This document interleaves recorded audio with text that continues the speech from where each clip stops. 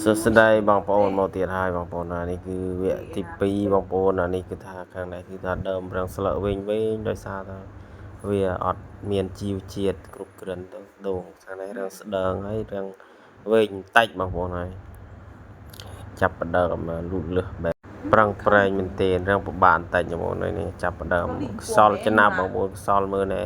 ធៀងលើពួតអស់នេះខ្សលលើពួតធៀងទូកងក់អស់ដោយសារទឹកខ្យល់ខ្លាំងសល់ខ្លាំងមែនទេបងប្អូននៅខាងវាលស្រែខាងភូមិខ្ញុំខ្យល់មកពី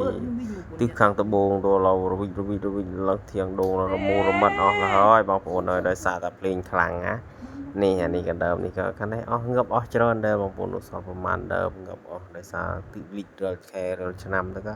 តែឆ្នាំនេះអត់ទាន់មានលីកទេបងប្អូនដូចថាយូរគួរសមអត់លីកទេអាចថាយូរបន្តិចទៀតអាចថាលីកក៏ថាបានបងប្អូនចាំមើលនៅពេលរដូវខែខាងមុខទៀតវានឹងទៅជាយ៉ាងណានេះខែ8ជាមួយចូលខែ9បងប្អូនតើទឹកវាលិចឬមួយក៏មិនលិចបងប្អូនតោះតាមដានទស្សនាទាំងអស់គ្នានៅវីដេអូក្រោយបងប្អូនហើយវីដេអូនេះអត់ទាន់មានការលិចទឹកទេបងប្អូនហើយភ្លេងឆ្នាំនេះគឺភ្លេងអត់សូវខ្លាំងអត់សូវមានច្រើនទេគឺភ្លេងកសោយហើយបណ្ដើម្ដងយូរម្ដងយូរបានម្ដងដោយសារតែការភ្លេងបង្អវាមិនគ្រប់គ្រាន់ការដូងរបស់យើងក៏វាការលូតលាស់របស់វាក៏រាំងយឺតយ៉ាវដោយសារវាខ្វះទី1ខ្វះជាតិទឹកទី2ខ្វះជីទៅទី3ខ្វះជាតិអាហារផ្សេងបងប្អូនដែលយើងវាអត់មានដូចជាអាហារវត្ថុធាតុដើមដូចមានស្មៅសម្រាមស្លឹកឈើផ្សេងគឺអត់មានទេបងយើងមានអត់គ្រប់ទៅដល់ពេលនេះដូងរបស់យើងគឺត្រូវការសម្រាមមែកឈើផ្សេងដើមនេះបងប្អូនអើយដើមនេះវិញក៏ពឿរឹងលឿងក្រហមអត់ល្អទេបងប្អូនអើយធ្វើម៉េចទេមានតែប្រឹងទៅរស់ប៉ុណ្ណាក៏យកប៉ុណ្ណោះធ្វើម៉េចយើងដាំមិនបានថែដល់ក៏មានតែបណ្ដោយទៅតាមធម្មជាតិបងប្អូនអើយនេះដើមនេះក៏មើលធៀងងឹបផងរស់ខ្លះងឹបខ្លះក្រៀមក្រោះដោយសារដីទីធ្លានៅខាងខ្ញុំគឺដីហួតហែងខ្លាំងមែនទែនបងប្អូនកាលណាតែហួតហែងខ្លាំងទៅធ្វើឲ្យដូងរបស់យើងគឺ